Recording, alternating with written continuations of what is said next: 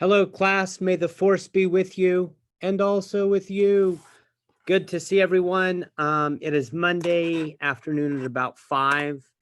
I was hoping to have a live YouTube session with you guys tomorrow morning at 8, Tuesday at 8.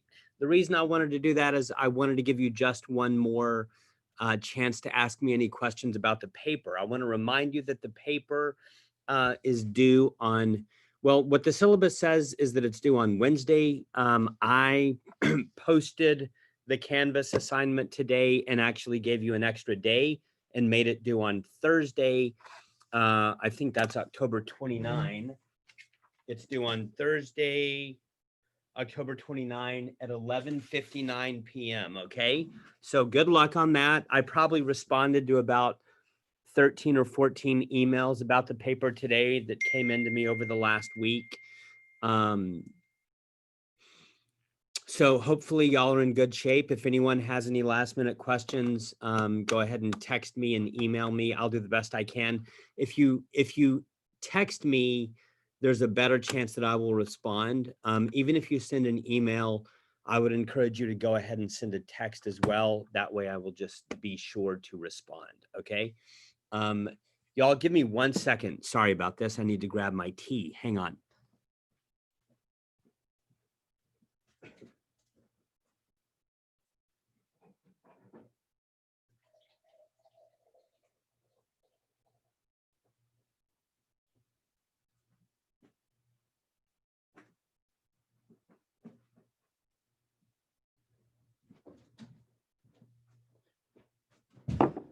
Okay. Good luck on your papers. The last thing I will say about that is please be sure to follow the instructions on the syllabus on page 2, Roman numeral 6, okay? If I grade a paper and you don't identify the pericope or the passage that you're commenting on, you will not make an A. You probably won't even make a B. So just follow those instructions on the syllabus as rigidly as possible, okay? Y'all, the next thing I want to do is a little bit more housekeeping. I want to let you know that I am going to give you a quiz. I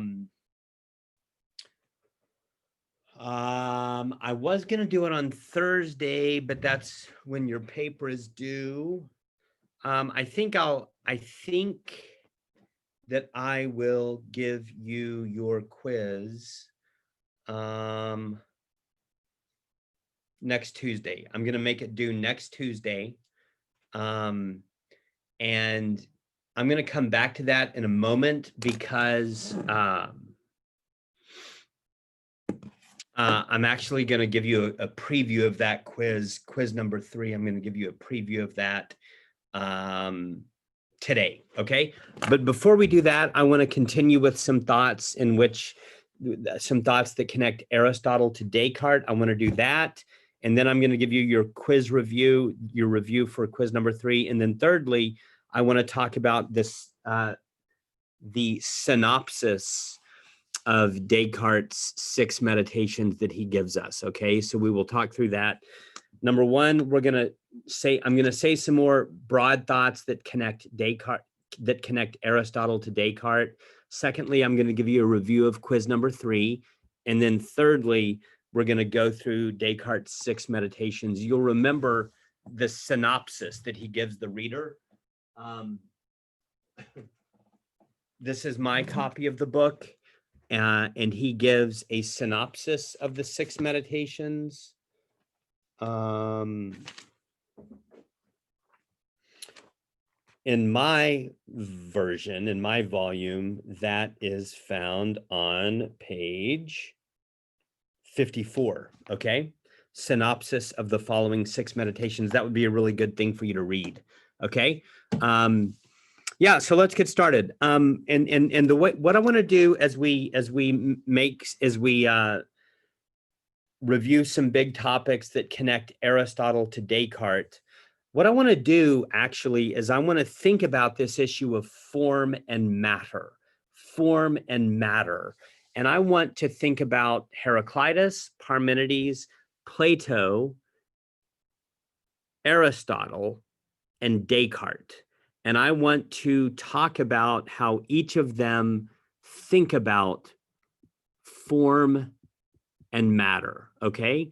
So let's talk first about Heraclitus. And by the way, this is review, but it's, I think that hopefully by doing this review, you'll be able to make some big connections that are important for this course, and also to be able to connect Aristotle and Descartes, okay? First, let's think about how Heraclitus talks or thinks about form and matter, okay? You'll remember that Heraclitus's big statement is that you can't step in the same river twice. Cratylus comes along and one-ups him and says you can't step in the same river once.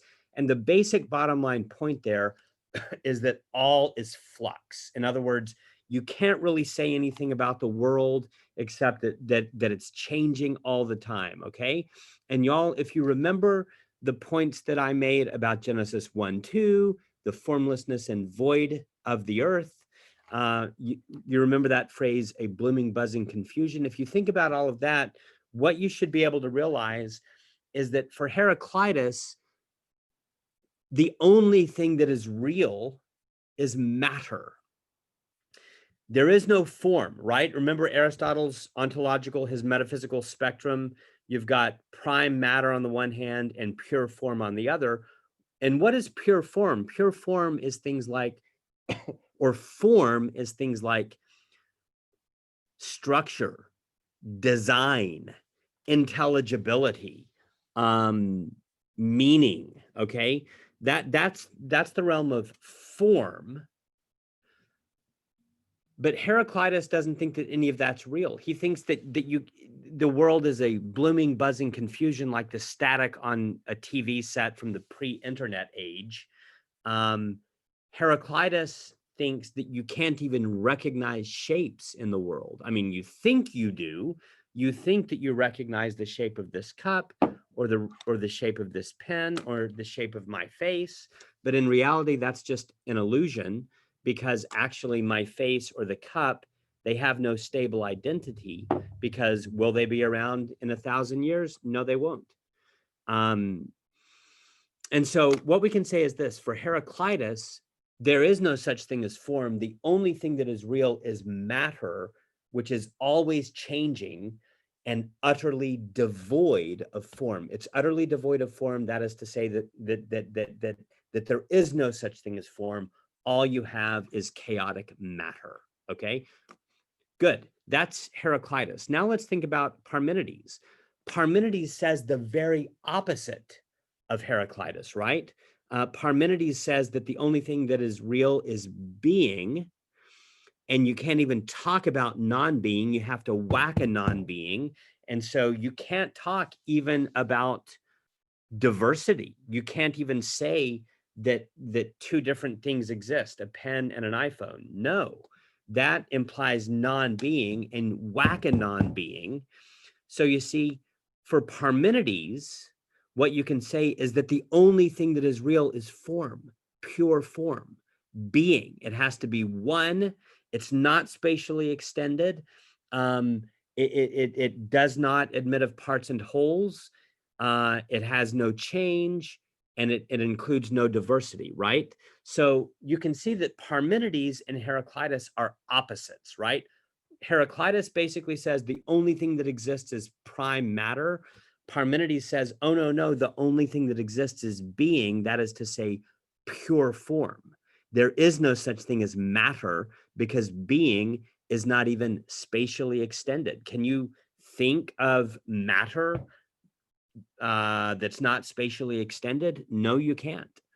And so you see, Heraclitus and Parmenides are opposites, and that's why I located them on those two opposite poles of Aristotle's metaphysical spectrum.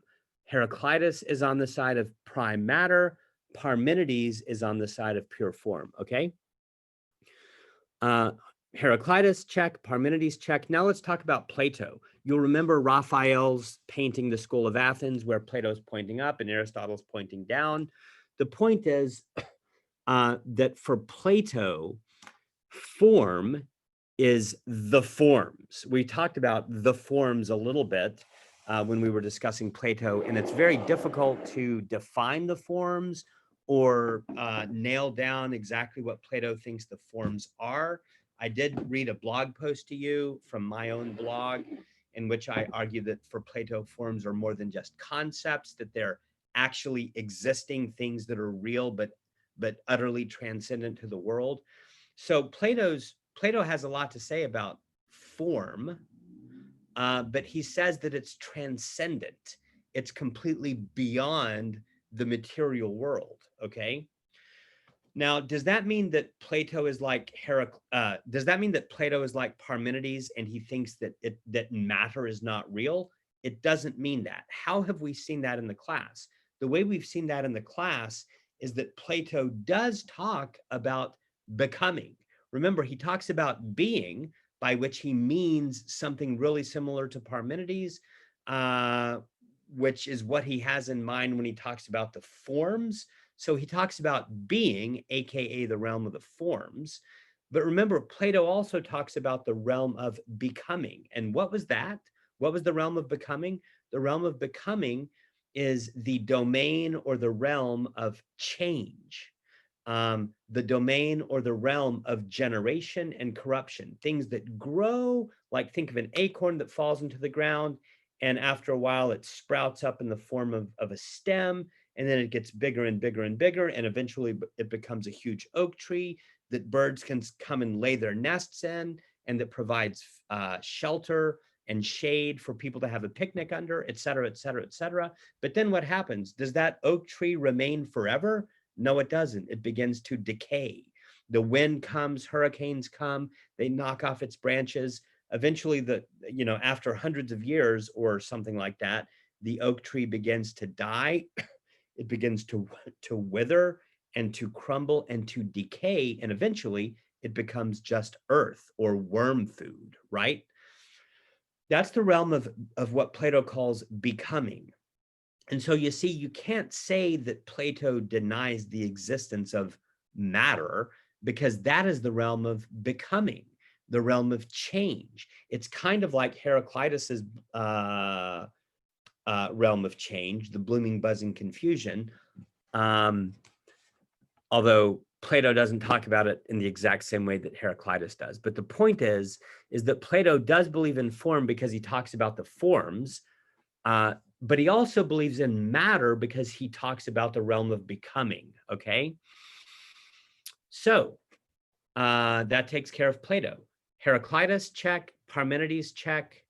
Plato, check. And now Aristotle. Aristotle in some ways should be the easiest to talk about, partly because he's the most recent one that we've discussed in this class, but also partly because his metaphysical spectrum, which, by the way, that's something that I sort of invented. It's just a heuristic device to teach you about Aristotelian metaphysics. But Aristotle clearly talks about both becoming and being, both matter and form. Remember, on this end of Aristotle's metaphysical spectrum, prime matter, we associate that with Heraclitus, we associate that with change, we associate that with matter, obviously, prime matter, and we also associate it with potential being, potency, potentiality. An acorn is a potential oak tree, okay? So Aristotle clearly believes in becoming in prime matter in the realm of change. So he disagrees with Parmenides, who denies the existence of that stuff. But Aristotle also believes in pure form, being, actuality, full actuality whenever things fulfill their telos. And so this is like Parmenides, right? And so unlike Heraclitus, Aristotle does believe in form. Aristotle agrees with Plato. He believes in both. So you see, Plato and Aristotle are both dialectical thinkers. They're both looking at Heraclitus and Parmenides and saying, yeah, you're both half right. If we put you together, we can have the full picture, both of becoming and being, potentiality and actuality, matter and form. Okay. I hope that makes sense. I want to put it in one additional way. If you think about Heraclitus and Parmenides, they both say that there's only one kind of being, right? Heraclitus says that you've just got change. So that's kind of like one thing. It's almost as if Heraclitus is insisting on becoming. And then you have Parmenides who says, oh, no, there's only one thing that's real, pure being. So it's kind of like both Heraclitus and Parmenides are affirming the existence of one thing, one principle. But Plato and Aristotle come along and they say, oh, no, there's actually two kinds of being, two kinds of reality. Plato calls them becoming and being. Aristotle calls them potential and act. Potential being, potency, and act, full actuality, okay? Matter and form, all right? Y'all, that's a little bit of review. That's a little bit of review of the class in which we have gone through at least 4 major thinkers that we've looked at in this class and discussed them all in terms of matter and form. Hope that was helpful. What I want to do now is talk about the quiz preview, the quiz. I'm going to give you a quiz next Tuesday. And it'll be similar to the last one in terms of time frame. You know, it'll open at 8 and I'll probably give you like probably 8 hours to or I'll give you from like 8 to 4, something like that. And I'll give you 10 or 15 minute, a 10 or 15 minute window in which to complete the quiz. It'll be like that, just like it was last time. But let's talk about that quiz, because there's 3 questions. And y'all, here's what I'm doing on this. I mean, I really hate the fact that this semester we've had to go to online. I know that it's hard for you guys. It's hard for me. And so I'm looking for ways to be a blessing to you. I'm looking for ways to give you gifts. I'm looking for a way to make your life easier. I do want to be a responsible professor. I can't just give everyone blanket A's, but I am looking for opportunities to sort of give you a break. I'm not saying that this class is hard. I'm not saying that it's hard to make an A in this class. It's not. I'm certain that if you make a good faith effort to do the reading, but also watch all the lectures and pay attention to them, you should be able to make 100s on the quizzes and the final exam. That's true. So I'm not saying that it's difficult to make an A in this class, but I am saying that the online reality of this class sucks. And I know it's difficult and it's discouraging, and there's things about it that are hard and rough, and I'm just trying to make it easier on you, okay? And so that's why I'm not gonna tell you exactly what the right answers are on the quiz, but I'm gonna discuss it with you right now. This is quiz number 3. It'll be next week, next Tuesday. And I've already written out the 3 questions. And number 1, Descartes addressed, who, let me ask you this. Who does Descartes address his dedicatory letter to? Okay, that's going to be on the quiz. You need to know the answer to that. Okay. The dedicatory letter it's called the letter of dedication. It's right before the preface to the reader, which is right before the synopsis of the 6 meditations. You need to know who the letter of dedication is addressed to. Who is he talking to in the letter of dedication? Okay, that's the first question. Remember, these are multiple choice, so it's not going to be difficult. Secondly, Descartes defines the human being exclusively in terms of what? Y'all, remember, Aristotle says that the human being, the human person, is a rational animal, which is to say that human beings have a soul, that is the form, and a body, that is the matter, okay? An animal body. So you've got a rational soul, which is the form, and then you have an animal body, which is the matter. And you put these two things together, that's what Aristotle says the human being is. So remember how for Aristotle, everything between the two extremes on the metaphysical spectrum is a composite unity of form and matter. That's true for the human person. We are a composite unity of form and matter for Aristotle. The form is our rational soul. The matter is our body, okay?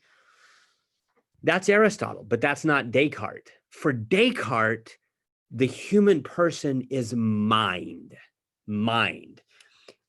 Descartes does not define the human person in terms of body. He thinks that our bodies are disposable. He thinks that our bodies are not who we really are. He thinks that our bodies are an object in the world that is not identical to my identity, okay? Descartes defines the human person exclusively in terms of mind, okay? And now for the third question on the quiz. Yeah, I just want to remind you that that Descartes is obsessed with certainty. Descartes thinks that if we're going to know anything at all, we have to find something that is certain. We have to find some kind of indubitable foundation on which we base our knowledge.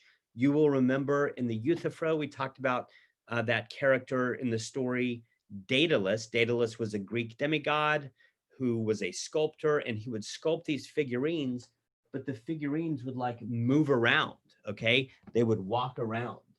I don't have any examples in my study, sadly, but you can imagine like maybe a Luke Skywalker statue or something like that, a Luke Skywalker statue.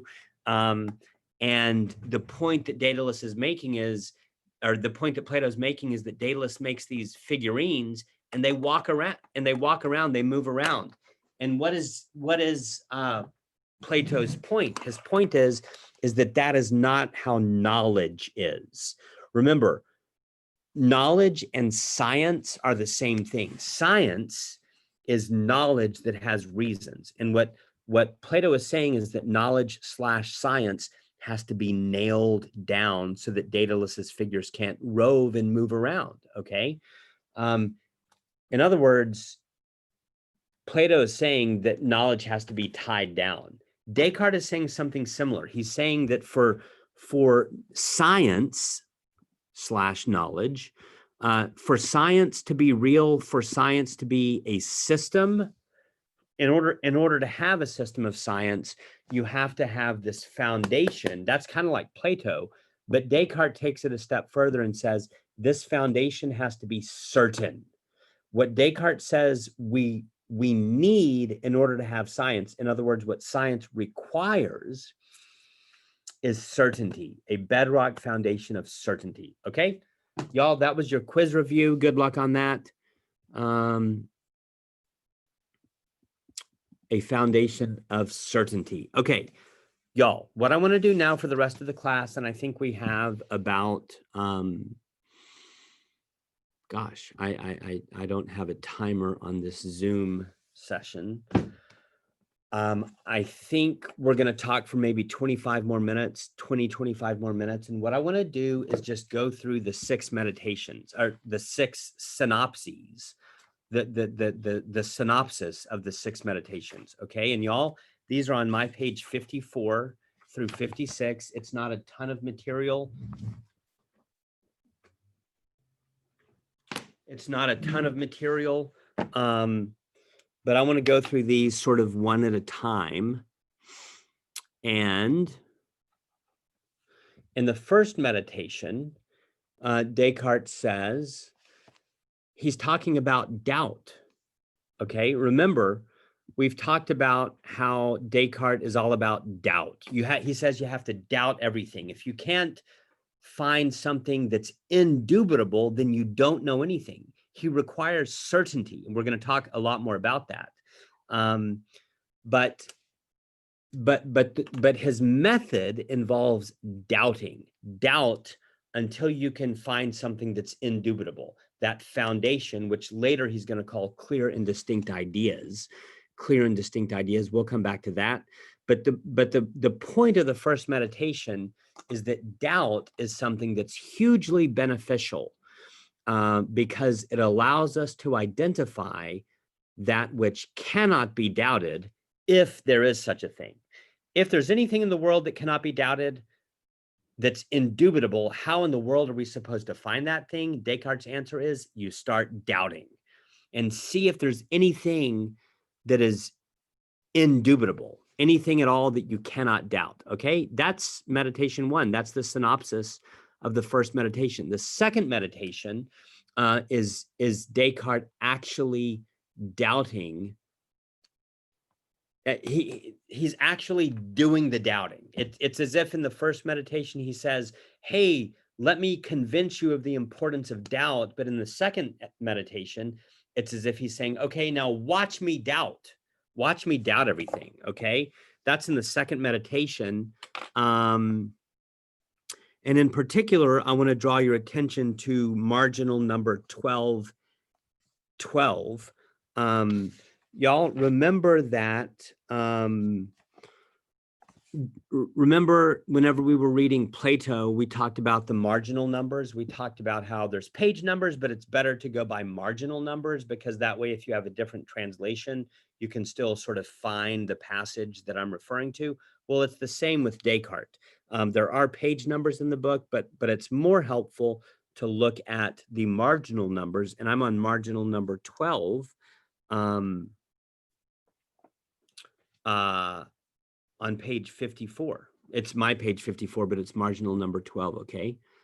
And it's in that paragraph, that section, where Descartes says that while doubting stuff, especially objects of sense perception, the mind comes to realize that it is impossible for it not to exist, okay?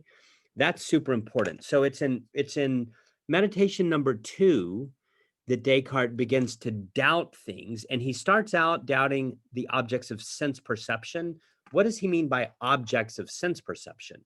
Well, he's talking about stuff in the world, birds and chairs, cups, pens, glasses, faces, hair follicles, pieces of paper, iPhones, okay? That's what he means by objects in the world. He means the same thing as Aristotle means by composite unity of form and matter. These are just objects, material objects out in the world that we can perceive with our senses, that we can see, that we can hear, that we can feel. That's what Descartes means by objects of sense perception. And he says, you got to doubt that they exist. You cannot trust your senses. We've seen many philosophers in this class say this. Both Heraclitus and Parmenides said it. Descartes is saying that as well.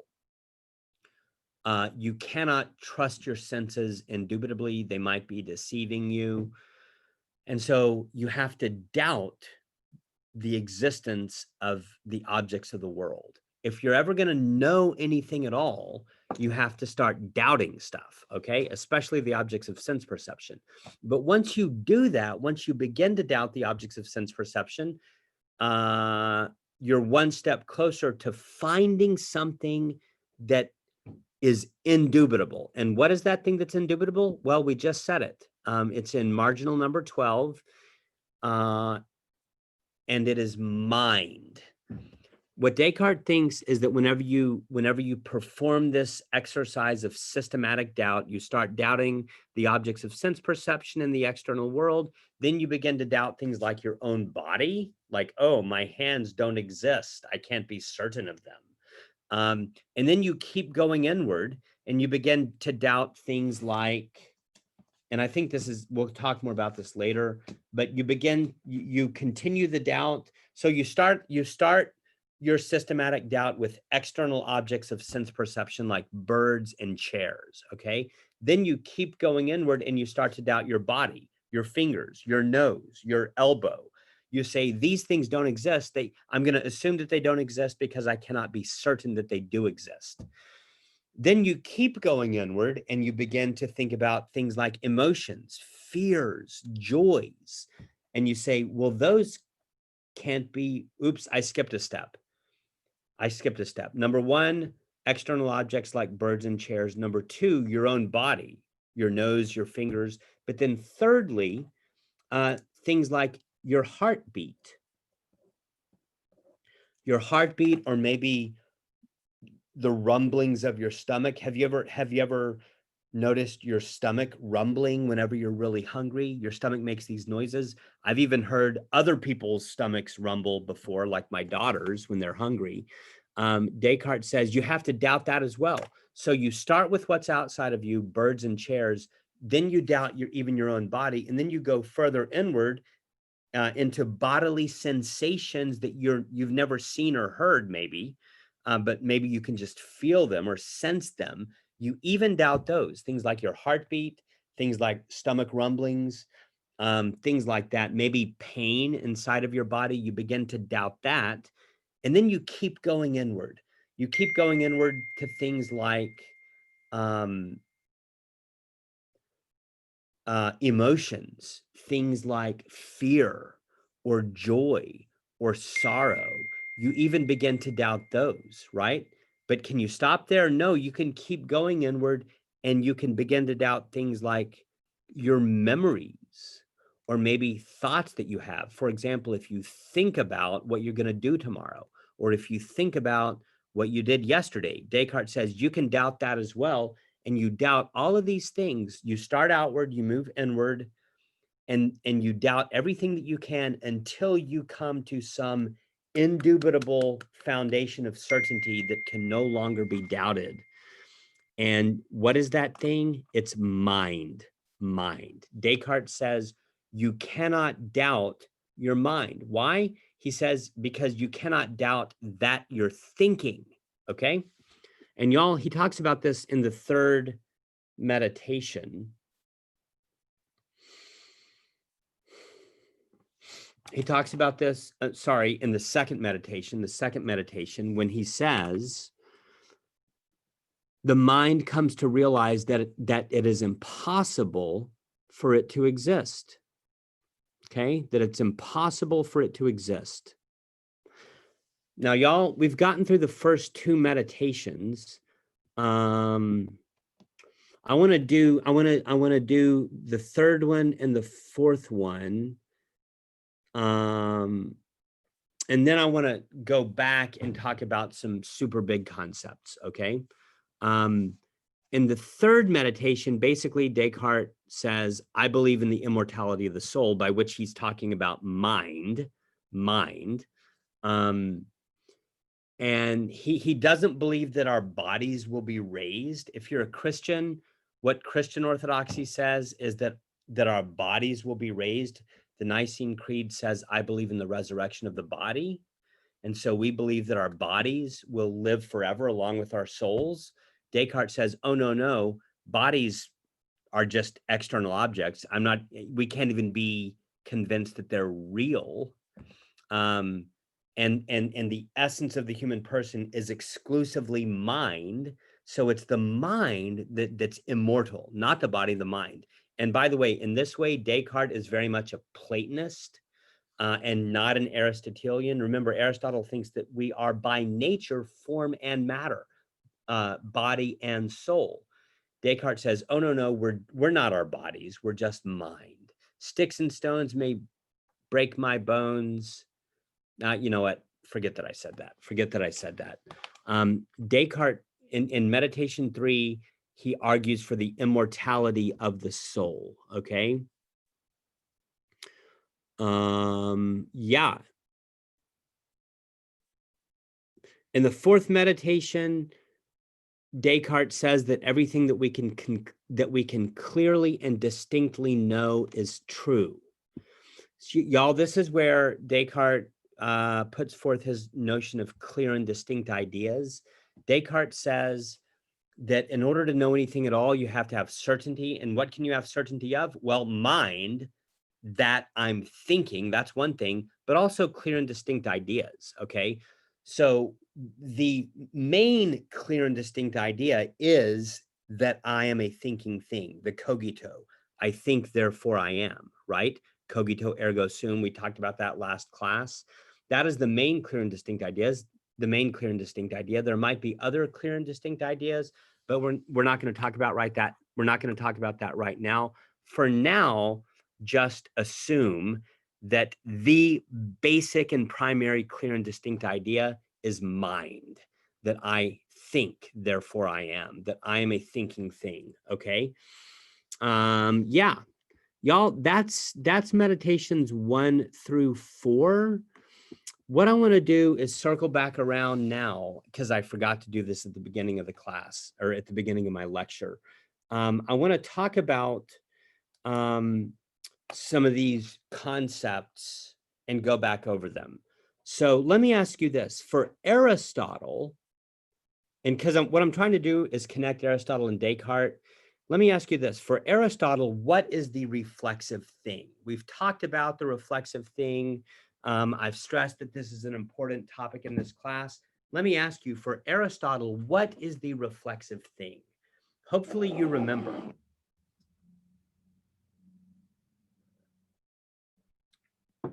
Do you remember what Aristotle's names are for God? First off, he says theos, which is just the Greek word for God. Secondly, he says that God is the prime mover or the unmoved mover. And then thirdly, he says that God is thought thinking itself. And we talked about how thought thinking itself, that's a recursive object. It's both the subject and the object. It's recursive or reflexive, kind of like the snake eating its tail. When the snake eats itself, it is both the subject, that is to say the agent, that is to say the subject that is performing the action, but it's also the object. When a snake eats its tail, the snake is both the eater and the eatee, the doer and the one who's receiving the action, okay? And so when Aristotle says that God is thought thinking itself, you can see how that's also recursive. God is the thinker, and God is also that which is thought. God is the thinker, and God is the thinkee, if you will, the thinkee. He's both subject and object, okay? And so for Aristotle, the reflexive thing is God. Now for Descartes, what is the reflexive thing? The reflexive thing is mind, and he does mean his mind. He means human mind.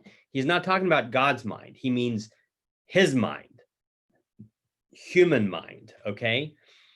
And the reflexive thing is I think, therefore I am. In other words, I am a thinking thing. In other words, I'm thinking about myself. Mind is thinking about itself. It's thinking about the fact that it is thinking. Okay, so you can see that that's reflexive. For Descartes, mind is both subject and object. I think, therefore I am. Cogito, I am a thinking thing. I'm thinking about myself. My mind is thinking about my mind. My mind is both the thinker and the thinkee, the subject and the object, the doer and the recipient of the action, okay? So you can see how that's a lot like Aristotle's God. For Aristotle, the reflexive thing is God, but for Descartes, the reflexive thing is mind, by which he means human mind, okay? One of the things that you can see, one of the implications of this is that Descartes comes along and he replaces God with mind. He replaces Aristotle's God with human mind. He takes the human being, which he defines exclusively in terms of mind, and he puts it in the place of God, okay? In other words, for Aristotle, it is God that grounds all knowledge. That's why metaphysics is called first philosophy. Metaphysics slash theology for Aristotle is called first philosophy. But Descartes comes along and says, oh, no, no, it's not God that grounds all knowledge, it's mind.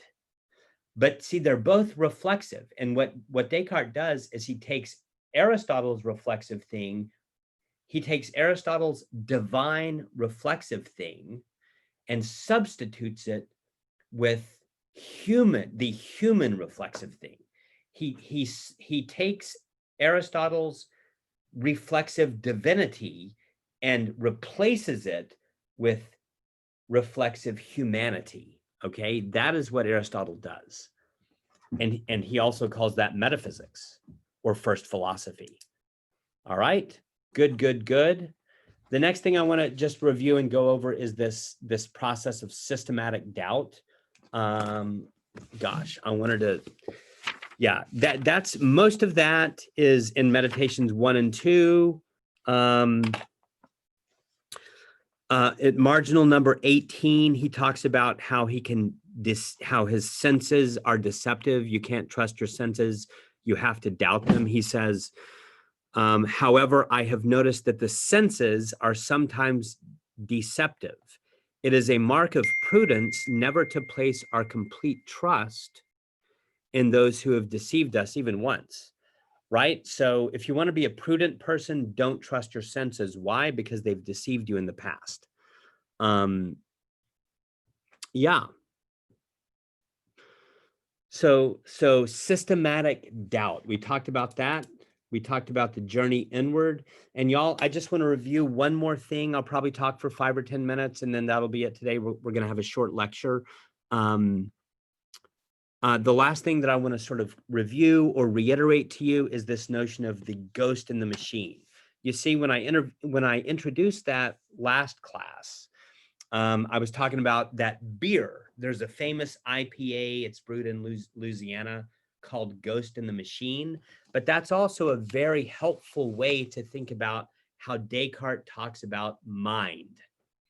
He says the mind is the ghost in the machine. In other words, it's as if our bodies are machines. It's as if we're robots. I am a robot. Please don't tell my daughters that I did that. It's as if he thinks that human beings are robots, our bodies are robots, but our mind, that is our true selves, our core identity, is like a ghost, okay? And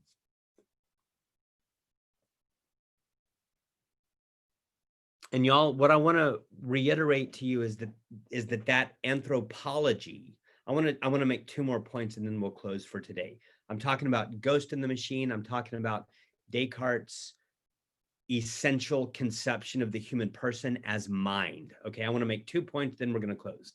My first point is that this Descartes' anthropology, we've talked about anthropology throughout the class. What is anthropology? It's the logos of anthropos. It's the study of, or a discourse about, the human person, anthropos, man, mankind, the human being, right?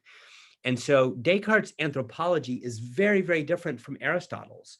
Aristotle says that the human being is a unity, a composite unity of form and matter, aka soul and body.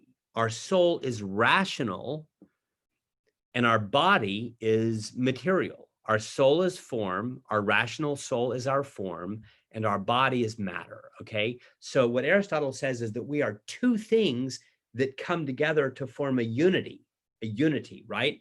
I don't know if you've ever heard of a lichen. A lichen is a symbiotic unity of fungus and algae. So if you have a fungus and an algae and they come together in a certain way, they form this 3rd thing that's called a lichen. And if the fungus goes away, the algae goes away. They both stand or fall together. You can't have one without the other. If one of them goes away, the whole thing dies and there's not even the other thing left, okay? They need each other to survive as a lichen, okay? And that's kind of how Aristotle envisions anthropology, or the human person, where body and soul come together to form the human person, just like matter and form come together to form all of the things in the world. But for Descartes, no, he basically ignores matter, kind of like Parmenides, and he only focuses on form. But what is his word for the form of the human being? It's mind, mind. For him, the human being is nothing but mind, okay? Our bodies don't count. Kind of like for Parmenides, matter does not count, okay? And y'all, I want to say one more thing about this, one more thing about the way Descartes defines the human being exclusively in terms of mind, which is on your quiz next week. And I want to say this. I want to say that Descartes is a reductionist.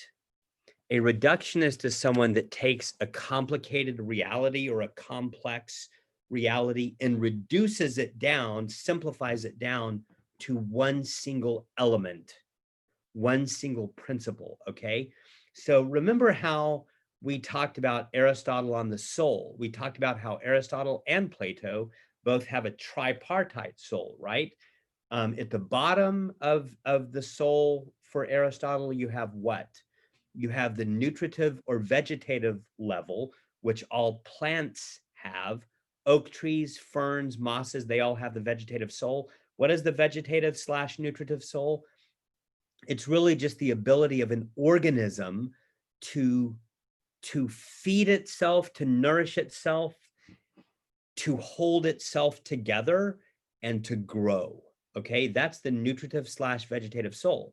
That's what plants have. But then Aristotle says animals, non-rational animals, what you might call beasts, like cows, animals, frogs, beasts have an additional level of the soul, because unlike plants, beasts can do other cool stuff, like they can sense things. They have sense perception. They can sense things. A lion can see a gazelle, smell a gazelle 100 yards away, and then run after it. So in this middle portion of the soul, which Aristotle calls the sensate soul, he also calls it the appetitive soul, because he thinks that it's connected to appetite, kind of like when the lion sees the gazelle, smells the gazelle, and then desires the gazelle and says, I have an appetite for that, and he runs after it to eat it, right?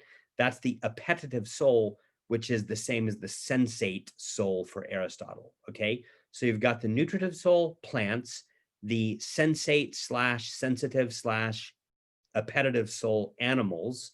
And remember, all animals also have the nutritive or vegetative soul. You've got the bottom, the middle, and then you have the top. The top level of the soul is what human beings have uniquely, and he calls it reason, the rational soul, okay? Now, Descartes doesn't really believe in all of that. He takes all of those different levels of the soul and he says, no, no, no. I'm going to reduce the soul down to one thing, one element, and he calls it mind. He doesn't even call it soul. And y'all, we can think about this reductionist move of Descartes. We can think about it in a completely different way. If you think about what Aristotle and what most people mean by soul, we talked about this a little bit in the class at the beginning of the class. If you think about all of the things that are involved in our soul, you might think of things like memory or emotions or your heart, right? Bless your heart. The heart is part of your soul. It's not, we're not talking about your beating heart, that organ of your circulatory system. No, when we say bless your heart, we mean something about your soul.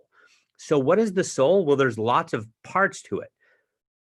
Memory, imagination, heart, will, emotions. We could go on and on and on. There's other things as well. Imagination, did I say that? All of these parts of the soul, Aristotle says, no, no, no, I'm just going to reduce them down to one element, one principle, one factor, and he calls that mind. Descartes. Descartes, at least in the Meditations on First Philosophy, he doesn't talk, he doesn't admit that the soul is complex, having intellect, imagination, emotions, memory, heart, will. No, no, no. He says the soul is one element, one principle, one thing, mind. And in that way, Descartes is what I would call a reductionist. Not only does he reduce the three levels of the soul, nutritive, sensate, rational, down to one principle, mind, he also takes all of these other elements like heart, imagination, will, emotions, memory, and he collapses those down into one element as well, mind. For Descartes, the human being is not a complex soul that includes your heart and your will and your imagination, etc. No, it's only your mind. You are not your body. You are not your emotions. You are not your memory. You are not your will. You are only your mind. And I call that a reductionist anthropology, because Descartes is taking all of these things, body and soul, the three levels of the soul, the different parts of the soul, will, heart, intellect, emotions, memory, etc. And he takes them all and he reduces them down, or he collapses them down to one single element / principle, mind. And that's why he is, in my opinion, a reductionist. But that's Descartes. And I hope that this lecture is helpful. I hope that it's been interesting and that it makes sense. And we will pick up with that next class. May the force be with you and also with you. Take care. Good luck on your papers. Send me texts, emails, if you have any questions, and I'll do the best I can to respond. Okay? Take care. Bye-bye.